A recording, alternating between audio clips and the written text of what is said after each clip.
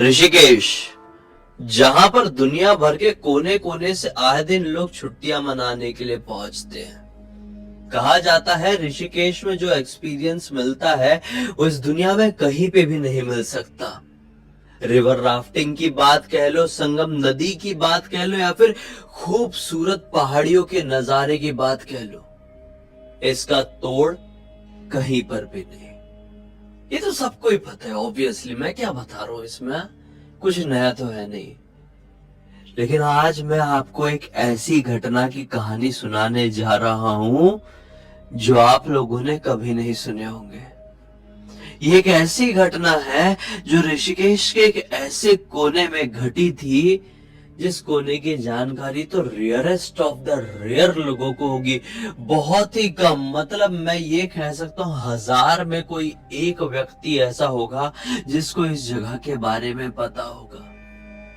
यहां तक कि ऋषिकेश के खुद के वहां के लोग इस जगह के बारे में नहीं जानते होंगे। इस जगह का नाम है छाया घाट। इस घाट में हर एक व्यक्ति नहीं पहुंच सकता। जो कोई भी पहुंचता है उसे कुछ ऐसे एक्सपीरियंसेस मिलते हैं जो अतुलनीय और असंभव टाइप के लगते हैं।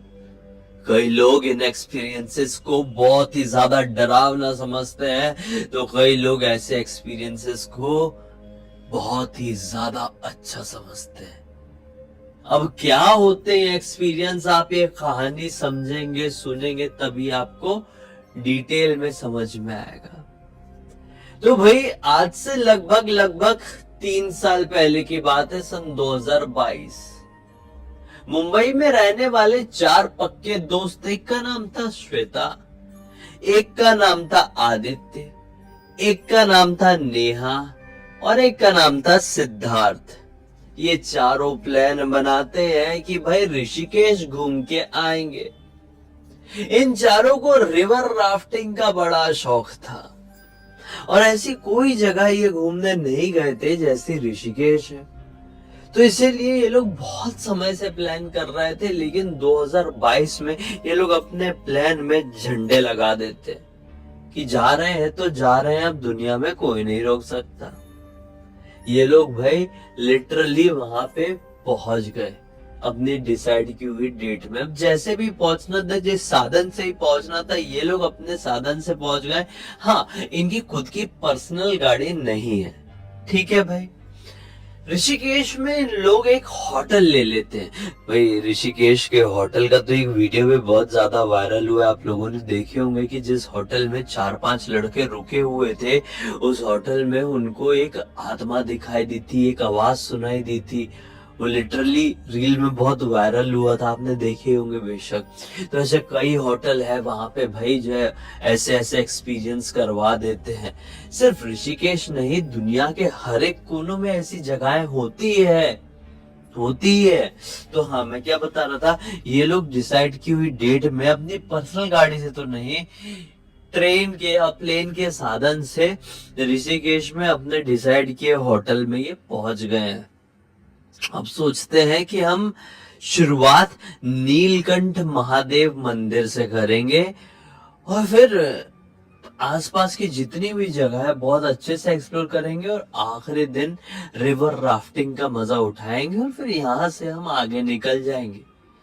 फिर मुंबई वापस जाना है या फिर कहीं और, हम उसी दिन प्लान करेंगे। तो ये आज के दिन कहीं पे भी घूमे नहीं और कल का दिन भी इधर उधर की चीजों में निकल गया, फोटो खींचने में, वीडियो बनाने में।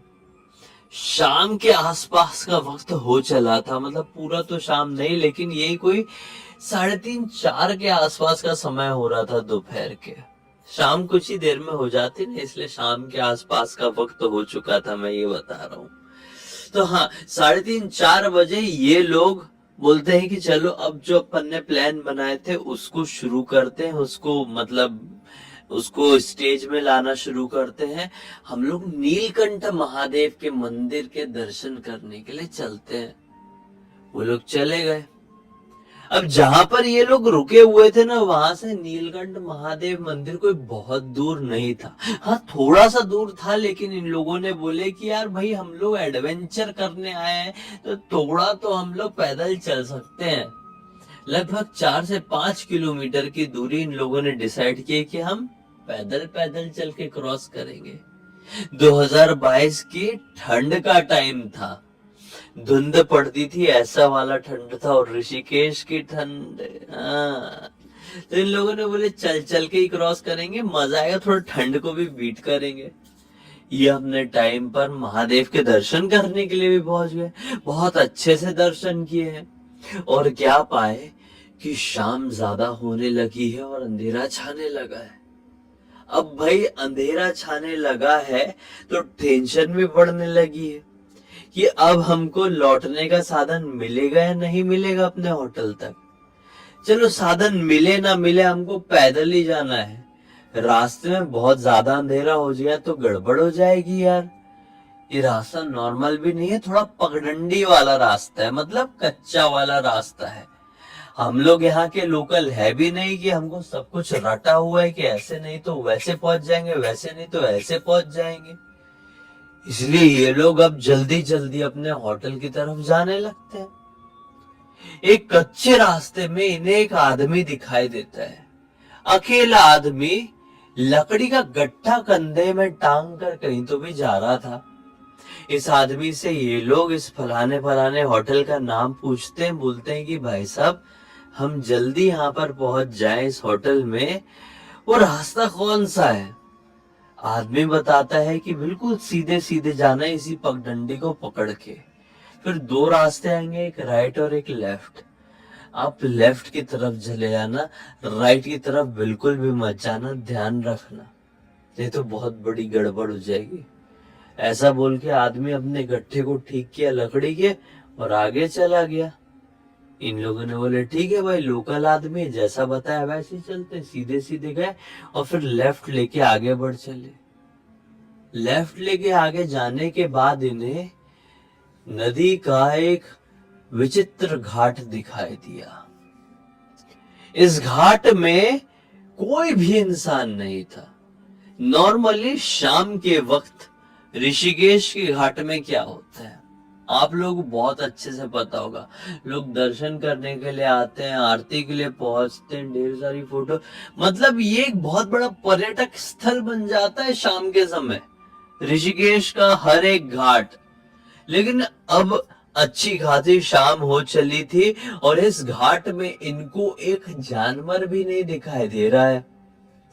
ये लोग टेंशन में आ गए कि अरे भाई ये हिडन टाइप का घाट दिखाई दे रहा है, चलो अच्छा कुछ एक्सप्लोर कर लिया आज एडवेंचर के चलते। इतने में श्वेता को एक बड़ा सा पत्थर दिखाई देता है और उसमें लिखा हुआ रहता है छाया घाट। ये लोग बोलते चलो ठीक है, अच्छा फोटो वोटो खिंचा ली इन लोगों ने इस घाट में अपनी, और अब होटल भी तो जाना है। इन लोगों ने सोचा यहाँ पे घाट की शुरुआत हो गई तो अपना जो मेन वाला त्रिवेणी घाट है वो भी आसपास ही होगा, त्रिवेणी घाट के थोड़ी आगे अपना भी होटल है, हम लोग वहां पे इजीली पहुंच जाएंगे। ये लोग अब फिर आगे आगे बढ़ने लगे, लेकिन ये लोग इस घाट से बाहर ही नहीं निकल पा रहे। जी हाँ, ये इस रास्ते में ऐसा फंस गए हैं कि घूम फिर के ये लोग इसी घाट में पहुंच जा रहे हैं, क्योंकि भाई अंधेरा हो चुका है और ये एक गुप्त घाट है। यहाँ पे आस पास कोई भी व्यक्ति नहीं है, तो लाइट वाइट लगाने की कोई संभावना ही नहीं उठती है। और ऋषिकेश के आसपास बहुत सारे ऐसे इलाके हैं जहां पर कई साधु ऋषि मुनि ना जाने कितने सालों से तपस्या में बैठे हुए हैं। उनकी तपस्या, उनकी पूजा आराधना भंग ना हो किसी से भी, इसलिए लोग नॉर्मली जो बहुत आउटर वाले इलाके हैं उन इलाकों को वैसे के वैसे ही छोड़ दिए हैं। उन इलाकों में छेड़खानी नहीं करते। गलत तो बताओ, वहां पर लाइट नहीं लगाएंगे, वहां पे कोई निर्माण नहीं करेंगे, उसको बस प्रकृति से जुड़ा हुआ छोड़ दिए। बहुत सारी ऐसी जगहें हैं वहां के लोगों ने जानबूझ के छोड़ी है, ये कुछ तो रहे जो नेचर से जुड़ा रहे। वरना हर इंसान वहां पे भी पहुंच जाएगा, फोटो खिंचाने लगेगा, वहां पे भी नमकीन बिस्किट खा के कचरा फैलाएंगे। इसलिए नेचर के ऊपर कुछ छोड़ दो।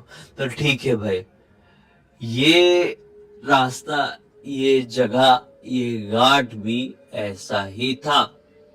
ये लोग बहुत थक गए, इनका दिमाग खराब हो गया। बोले यार हम लोग इतनी देर से कोशिश कर रहे हैं, अब इतना अंधेरा हो चुका है, कहाँ शाम शाम के वक्त हम यहाँ पर पहुंचे थे, अब तो रात होते आई, लगभग रात के 9:30 बज गए हैं। कैसे बाहर निकले? इतने में घबराई हुई नेहा कहती है कि यार अब मुझे नहीं लगता है कि हमें ज्यादा हाथ पैर मारना चाहिए। ये अकेले सा पॉइंट है इस घाट का जो थोड़ा खुला खुला है, ओपन ओपन है।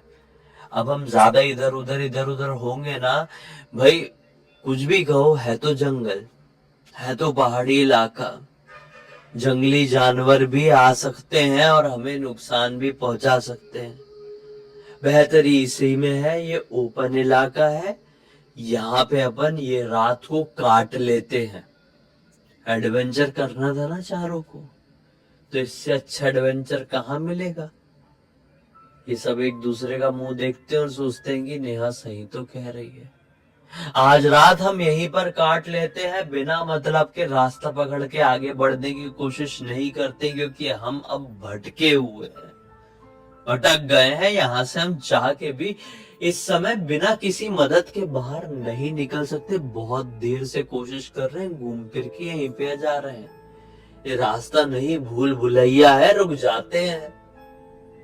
ये लोग वहां पे चट्टानों का बहुत सारा घेरा भी था, वहां पे जाके बीच में बैठ जाते हैं।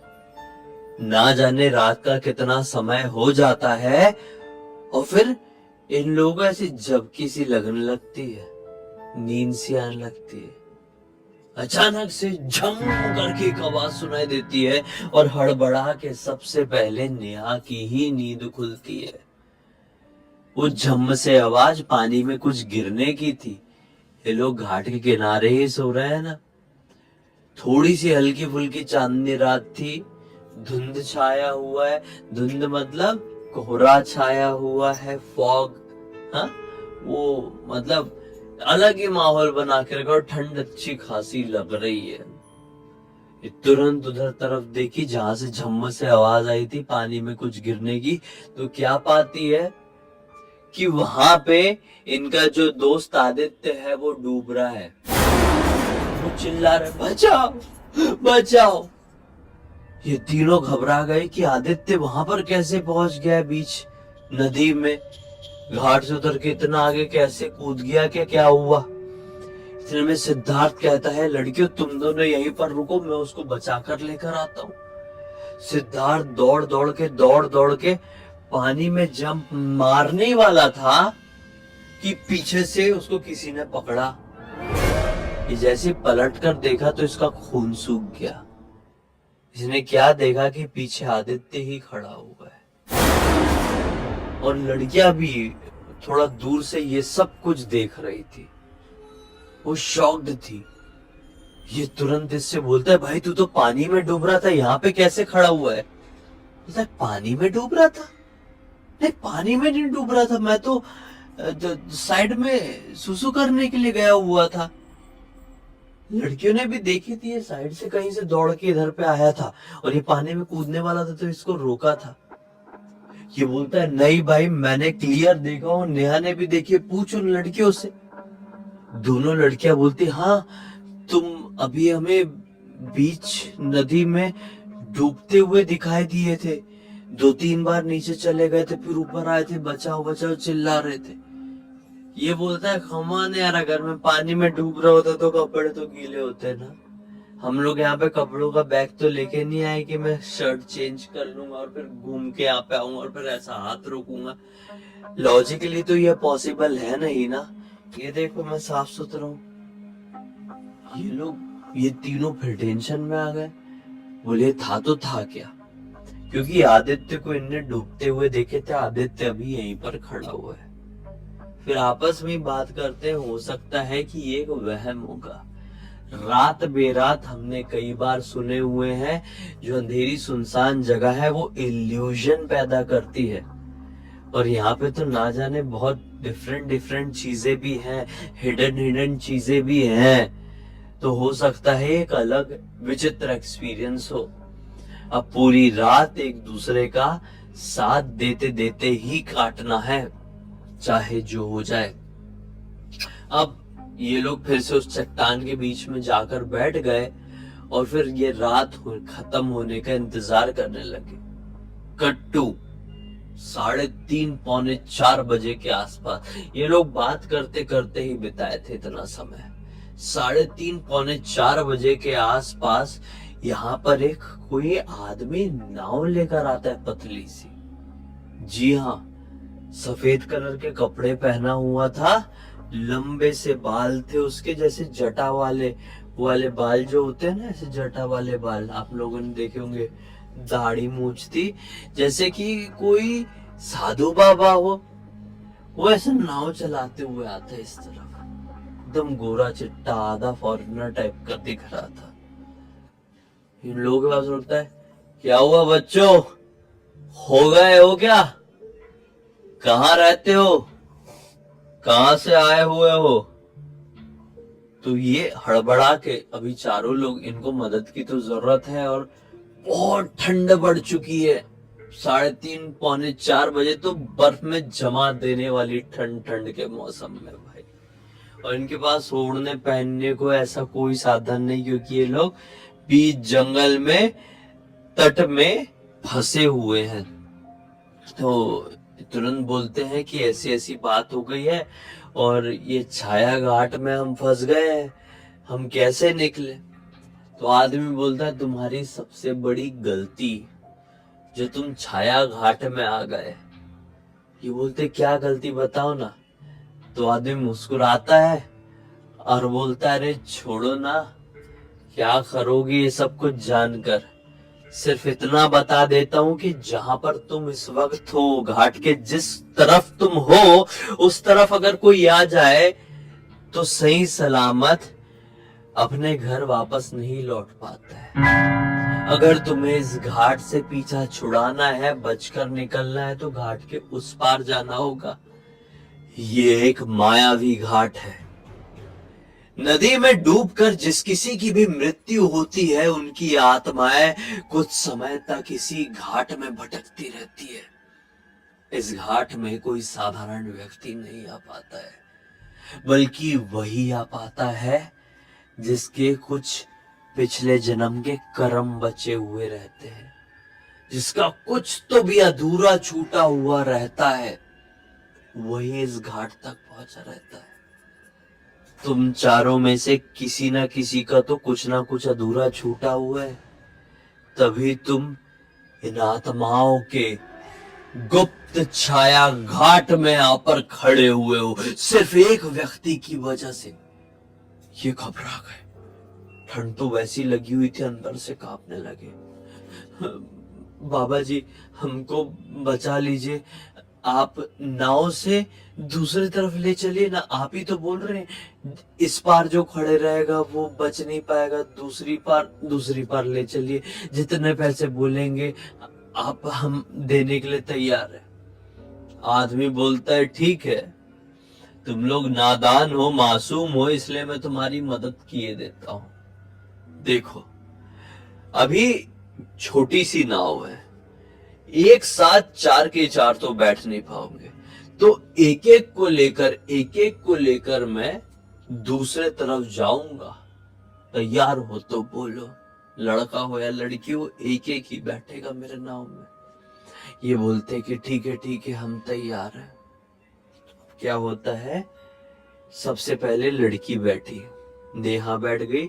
नेहा को वो दूसरी तरफ, मतलब ये नदी बहती है ना बीच में, तो ये एक तरफ का घाट हो गया, दूसरी तरफ का घाट हो गया, तो इस तरफ छाया घाट से ले जाके वो इस तरफ में उधर उतार दिया। फिर नेहा को, फिर श्वेता को उतार दिया, फिर आदित्य को उतार दिया, फिर सिद्धार्थ को लेकर, वो आखिरी सिद्धार्थ बचा हुआ है, सिद्धार्थ को लेकर वो इस तरफ आ रहे हैं इनके तरफ, कि बीच में रोक दिया इसने नाव। ये बोल रहा है सिद्धार्थ, बाबा जी चलिए उस तरफ चलिए, मेरे दोस्त लोग हैं। तो बाबा जी इसके तरफ देखता है और बड़ी विचित्र सी हंसी हंसने लगता है। इसकी हंसी से पूरा इलाका गूंज पड़ता है। अंधेरा तो था, ठंड तो थी, अब ये करे तो करे क्या, पानी में भी नहीं कूद सकता, इसका तो दिमाग काम नहीं कर रहा है। बाबा वो नाव के दोनों ऐसे कोने पकड़ता है और नाव ऐसी ऐसी ऐसी ऐसी करके हिलाने लगता है। लहरें भी बढ़ जाती है और नाव झपाक से पलट जाती है। जैसे ही नाव पलटती है, बाबा सिद्धार्थ का पैर पकड़ के पानी के नीचे खींचने लगता है और उसको डुबा के मारने की कोशिश करने लगता है। उसका पूरा दम निकले जा रहा था। बाबा का शरीर और भी ज्यादा भयानक और भी ज्यादा ताकतवर लग रहा था। वो अभी भी हंसे ही जा रहा था, जैसे ये नॉर्मल इंसान नहीं बल्कि एक राक्षस हो। वो किसी भी कंडीशन में सिद्धार्थ को मारने की पूरी कोशिश में था और बदकिस्मती से ये जो तीन थे, इन लोगों को तैरना नहीं आता था। सिद्धार्थ को ही तैरना आता था, लेकिन फिर भी वो इस बूढ़े बाबा के चंगुल से खुद को बचा नहीं पा रहा था। फिर अचानक से झमाक से फिर से एक आवाज आती है और सिद्धार्थ को ऐसा लगता है किसी ने उसके बाल पकड़ के खींचा है, घसीटा है पानी में। घसीटते हुए इसको एक आदमी, ये जो तीन लड़के इसके दोस्त जो खड़े हुए थे, उसी तरफ लेकर गए। ये भी कोई साधारण आदमी नहीं, ये भी बाबा ही था समझ लो। उसने ऊपर कुछ नहीं पहना है, बेयर बॉडी, नीचे धोती लपेटा हुआ है पीले कलर की और जटा जैसी बांधा हुआ है, दाढ़ी मुझे बड़ी बड़ी, अच्छा खासा हेल्दी, बिल्कुल ठंड का एक बूंद नहीं लग रहा है इसको। इन चारों को बड़े ध्यान से देखता है, सिद्धार्थ को ध्यान से देखता। सिद्धार्थ को तो पूरा पानी वानी भर गया था। थोड़ा सीपीआर वगैरह देते हैं इसके दोस्त लोग, वो थोड़ा होश में आता है। बाबा अभी भी खड़ा था। ये लोग पैर वैर पकड़ लेते, बाबा आपका बहुत बहुत धन्यवाद। ये पता नहीं कौन था, किस प्रकार का वो इंसान था, मारने की कोशिश किया हमारे दोस्त को, हम तीनों की मदद कर दी। पता नहीं सिद्धार्थ ने उसका क्या बिगाड़ दिया था, उसको मारने की कोशिश किया, फिर आप गए तो फिर वो पानी के अंदर ही गायब हो गया। बाबा बहुत बहुत धन्यवाद आपका।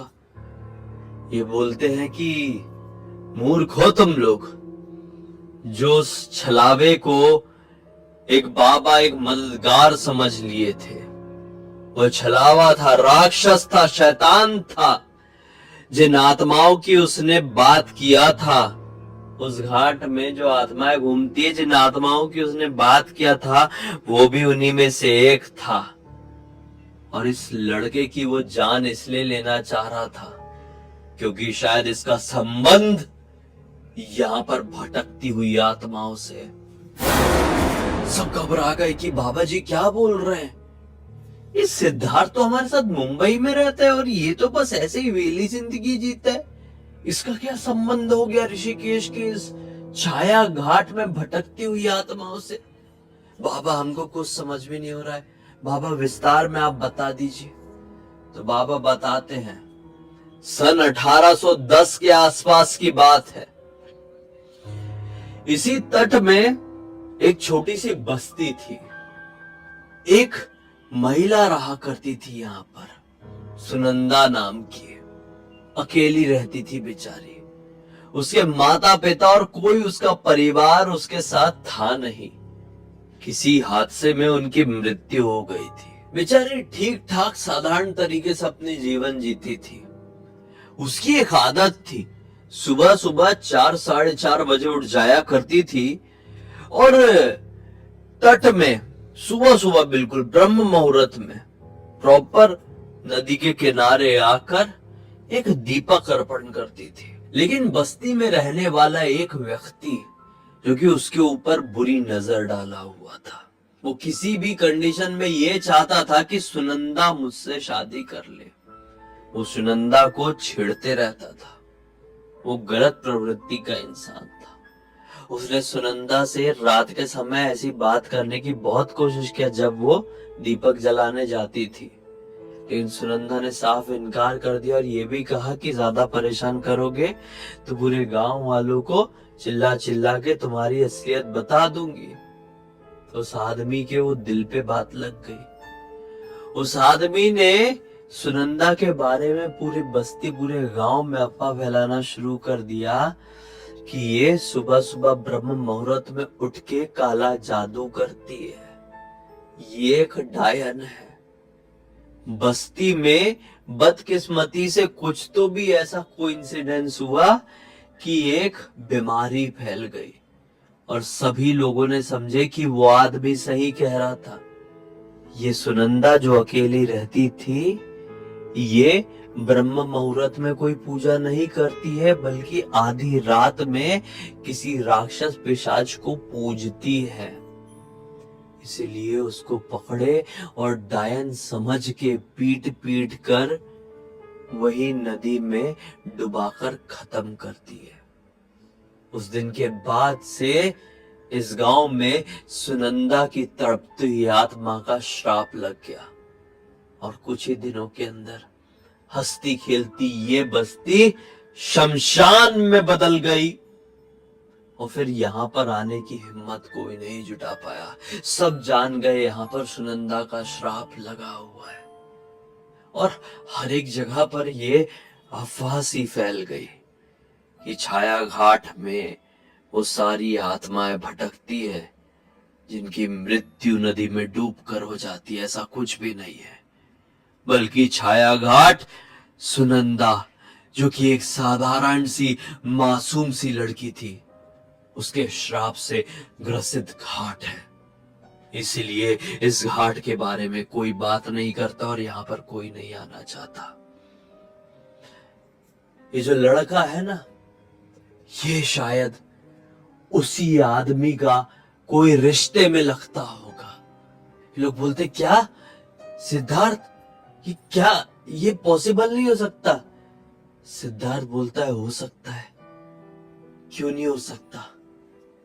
मैंने सुना हूं कि मेरे कुछ पूर्वज यहां पर रहा करते थे। जी हाँ, आप लोगों को तो पता ही है कि उत्तराखंड से मेरा संबंध है। शायद इसी बस्ती में से इन परिवारों में से एक परिवार मेरा भी रहा। बस भाई, बस सबको सब कुछ समझ में आ गया। बाबा ने बोले यहाँ पर गंगा माता का स्पर्श कर और अपने पूर्वजों की गलती की क्षमा मांग ले, क्योंकि वो श्राप तो लगा हुआ है। क्योंकि तेरे पूर्वजों ने किया तो तू यहाँ से बचकर निकल नहीं पाएगा बेटा। इसने माफी मांगा। बाबा जी के ही कहने पर इन लोगों ने यहाँ पर एक पिंडदान भी करा दिए और फिर फाइनली ये लोग सही सलामत वहां से निकल पाए। इस पूरी घटना की जानकारी मुझे किसी और ने नहीं, बल्कि इसी ग्रुप के आदित्य नाम के जो आदित्य था, उसी ने इंस्टाग्राम पर लिख कर भेजा। बोला भाई सबको बताओ, दिमाग खराब हो जाएगा सुनकर सबका। क्योंकि ये एक ऐसी कहानी है जो सोचने पर मजबूर कर देती है हमें कि कई बार क्या मालूम 4 पीढ़ी पहले हमारे पूर्वजों ने किसके साथ क्या किए होंगे और उसका भुगतान हम अभी भुगत रहे होंगे, नहीं मालूम। हमारी लाइफ जब अच्छी रहती है ना, तो इसका मतलब हमारे पूर्वजों ने कुछ तो अच्छा किए थे, तो हमारी लाइफ आज जब अच्छी है। कई बार जो हमारे साथ सब बिगड़ रहा होता है, हमें समझ में नहीं आता ना कि ऐसा क्यों यार, हमने क्या बिगाड़े, हम इतनी मेहनत करते, हम सब कुछ अच्छा करते, तो कुछ आगे क्यों नहीं हो पा रहा है हमारा सिस्टम। तो इसका मतलब यही है कि चांसेस बहुत ज्यादा होते हैं कि हमारे पूर्वजों ने कुछ तो ऐसा किए थे, इसका श्राप निगेटिविटी हमारे साथ जुड़ी हुई है। अभी क्या ही कर सकते हैं ऐसे केसेस में। भगवान के ऊपर विश्वास बना के रखिए, नाम जप करते रहिए, सब कुछ ठीक रहेगा। तो बस इसी एक नोट के साथ इस कहानी का अंत कर देते हैं। अब तक इस वीडियो को देख लिए हैं तो लाइक जरूर कर देना, चैनल को सब्सक्राइब करके बेल आइकन दबा के ऑल के ऑप्शन में क्लिक करना, क्योंकि इसी तरह के हैरान कर देने वाले खौफनाक वीडियोस डेली आप लोग के सामने लेके आते रहता हूँ। इंस्टाग्राम की लिंक इस वीडियो के डिस्क्रिप्शन बॉक्स में मिल जाए, क्लिक करके डायरेक्टली वहां पर पहुंच जाना। इसी तरह की कोई भी कहानी, टॉपिक या जानकारी आप लोग के पास भी है तो लिंक भेजना। हो सकता है मेरा अगला वीडियो कल आपके हिसाब से ही बन रहा हो।